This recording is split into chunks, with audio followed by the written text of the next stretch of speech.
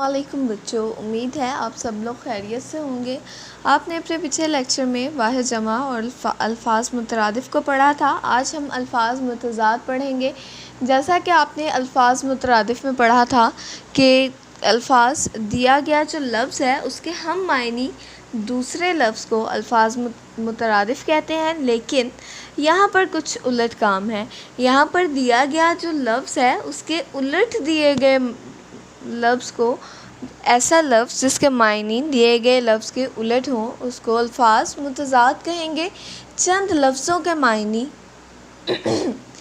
एक दूसरे की ज़िद होते हैं, इन्हें उलट अल्फाज कहते हैं। जैसे आग और पानी, इंसान और हैवान, उस्ताद और शागिर्द एक दूसरे के उलट अल्फाज हैं। उलट मायने वाले लफ्ज़ों को मुतज़ाद भी कहते हैं। अब कुछ मुतज़ाद आपको नीचे दिए गए हैं, इन्हें आपने गौर से पढ़ना है और याद कर लेना है। आसमान, ज़मीन, इनकार, इकरार, अव्वल, आखिर, आबाद, वीरान, आज, कल, ऊंचा, नीचा, ऊपर, नीचे, और इसी तरह बहुत सारे अल्फाज और भी दिए गए हैं जिन्हें आप गौर से पढ़ेंगे और याद करेंगे। अब हमारे पास सरगर्मी है एक, नीचे आपको ऊपर एक पैरा दिया गया है, उसमें से अल्फाज और उनके मुतज़ाद लिखकर आपने इन बॉक्स में लिख देना है उनको। जैसे खुदा की ज़ात, इब्तिदा से इंतहा। इब्तिदा, अगर हम इब्तिदा को लफ्ज़ में लिखते हैं तो इसका मुतज़ाद है इंतहा, ठीक है। इसी तरह दिन का है रात। ऊपर पढ़ेंगे आप दूसरा जुमला, रात हो, दिन हो या रात, उजाला हो या अंधेरा। अब हम उजाला और अंधेरा के अल्फाज मुतज़ाद लिख देंगे। उसके बाद उन्होंने लिखा है दिन हो या रात, उजाला हो या अंधेरा, सुबह हो या शाम। यानी सुबह और शाम भी अल्फाज मुतज़ाद में शामिल होता है। सुबह, शाम। उसके बाद क्या लिखा है, हाजिर हो या गैब। तो लिखेंगे हाजिर हो या गैब। वो सब कुछ जानता है, कौन? अल्लाह ताला की ज़ात, ठीक है। इंसान हो या हैवान, चरिंद हो या परिंद, सबको पालने वाला है। यहाँ पे इंसान, हैवान और चरिंद परिंद भी आ जाएगा, जो कि आप ख़ुद लिखेंगे, ठीक है। बाकी के अल्फाज आप ख़ुद लिखेंगे। अर्श हो या फ़र्श, ये भी आएगा। अरब हो या अजम, हर जगह उसी की हुकूमत है। तो ये तमाम अल्फाज और उनके मुतज़ाद आपने इस पैराग्राफ में से अलहदा करके लिखने हैं। अब सवाल नंबर 2 है आपके पास, दिए गए पैराग्राफ में अल्फाज के मुतज़ाद लगाना है। किसान सुबह से लेकर शाम तक खेतों में काम करते हैं। सुबह का मुतज़ाद हम लिख सकते थे, वो हमने लिखा शाम, ठीक है।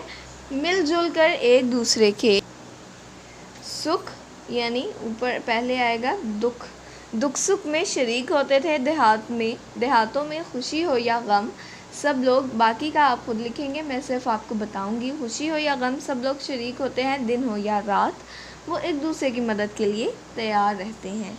वो चुस्ती करते हैं, वो चुस्त और काहली इनके करीब नहीं आती, यानी वो तेज़ी से काम करते हैं, चुस्ती से काम करते हैं। अब दूसरी आपके पास सरगर्मी है। आपने जो आपको मुतज़ाद दिए गए हैं देखें वो बिल्कुल ठीक है, अगर ठीक है तो टिक का निशान, अगर गलत है तो क्रॉस का निशान लगाना है। शिकस्त यानी फ़तह, कामयाबी, ये दोनों ठीक। सहर, शाम। सहर किसको कहते हैं? सहर। सुबह को कहते हैं शाम, ये बिल्कुल ठीक है।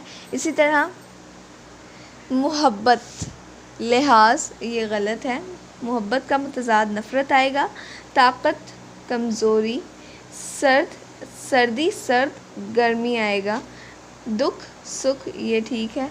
तो इसी तरह हमने इसको हल किया। अब अल्फाज को मुतज़ाद से मिलाना है, तो ये सरगर्मी में मैं 2 मुतज़ाद आपके लिए मिलाऊंगी, बाकी आप खुद हल करेंगे। जैसे आसमान का ज़मीन, जन्नत का दोज़ख आएगा, आग का आएगा पानी, और इसी तरह बाकी के अल्फाज के मुतज़ाद आप खुद हल करेंगे। ہمارا جو اگلا عنوان ہے وہ ہے مذکر کے مؤنث ہم نے لکھنے ہیں۔ آپ جانتے ہیں کہ نر جو ہے اسم کو مذکر کہتے ہیں اور مادہ کو مؤنث کہتے ہیں، جیسے لڑکا، راجا، بیل، یہ نر ہیں، ٹھیک ہے، تو ان کو مذکر کہیں گے، اور مادہ کو مؤنث کہیں گے۔ مادہ کی مثال ہے لڑکی، گائے، رانی وغیرہ مؤنث ہیں، ٹھیک ہے۔ اسی طرح چند مثالیں آپ کو یہاں پر دی گئی ہیں، ان مثالوں کو ان الفاظ کو، ان کے مذکر کو آپ نے غور سے پڑھنا اور یاد کرنا ہے۔ صفحہ نمبر 42 اور 43 پر چند مثالیں آپ کو دی گئی ہیں، تو مذکر میں سے چند ایک میں پڑھ کے سنا دیتی ہوں۔ ابا، اماں، ابو، امی، استاد، استانی، اچھا، اچھی، باپ، ماں، بابا، مائی، بچہ، بچی، بچھڑا، بچھیا، بلی، بلا، اور اسی طرح بہت سارے الفاظ آپ صفحہ نمبر 43 پہ بھی بہت سارے الفاظ دیکھ سکتے ہیں اور ان کے مؤنث دیکھ سکتے ہیں۔ آپ نے اس سرگرمی یہاں پر دیے گئے چند سرگرمیوں کو حل کرنا ہے۔ دیے گئے الفاظ جو ہیں وہ ہمیشہ مذکر کے طور پر بولے جاتے ہیں۔ یہ چند جانوروں کے نام ہیں اور چند پھلوں کے نام ہیں جن کو ہم ہمیشہ مذکر کے طور پر استعمال کرتے ہیں، جن میں باز، بچھو، طوطا، جگنو، خرگوش، چکور، کوا، کیلا، آلو اور چیتا بھی شامل ہے۔ اور یہ الفاظ جو ہیں نیچے دیے گئے، یہ ہمیشہ مؤنث کے طور پر استعمال کیے جاتے ہیں، جن میں کوئل، فاختہ، گلہری، بطخ، چیل، چھچھندر، مچھلی، مکھی، جوں، چھپکلی، بھیڑ اور مرغابی وغیرہ شامل ہیں۔ ان کو بے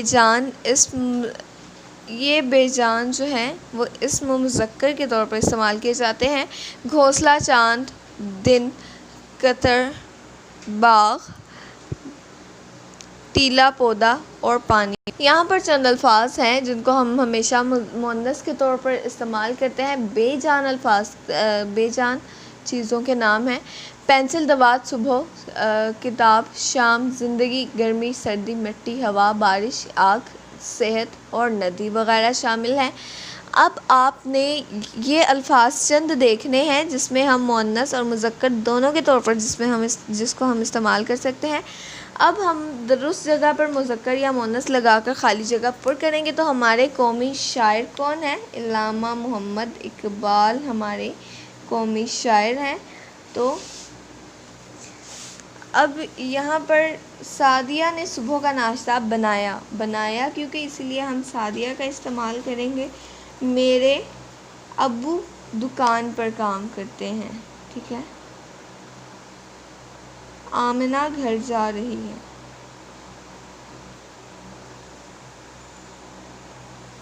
تو اسی طرح ہم یہاں پر صرف ہم ایسے الفاظ لکھیں گے، ایسے اسم لکھیں گے جو صرف مذکر کے طور پر استعمال کیے جاتے ہیں، ایسے اسم جو ہم صرف مؤنث کے طور پر استعمال کرتے ہیں، اور ایسے پھل اور سبزیوں کے نام لکھنے ہیں جو تین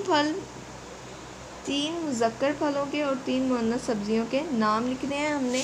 تو سب سے پہلے ہمیں اسم دیے گئے ہیں جو اسم کے مذکر کے طور پر استعمال کیے جاتے ہیں، ان میں سے ہم چند الفاظ یہاں لکھ سکتے ہیں۔ سرگرمی نمبر 2 ہے ہمارے پاس 6 آپ نے ایسے اسم لکھنے ہیں جو مذکر کے طور پر صرف بولے جاتے ہیں، ان کو ہم مؤنث کے طور پر استعمال نہیں کر سکتے، جیسے سورج، چاند، درخت، دہی، پھل، طوطا وغیرہ۔ یہ میں نے آپ کے لیے حل کیا ہوا ہے سوال۔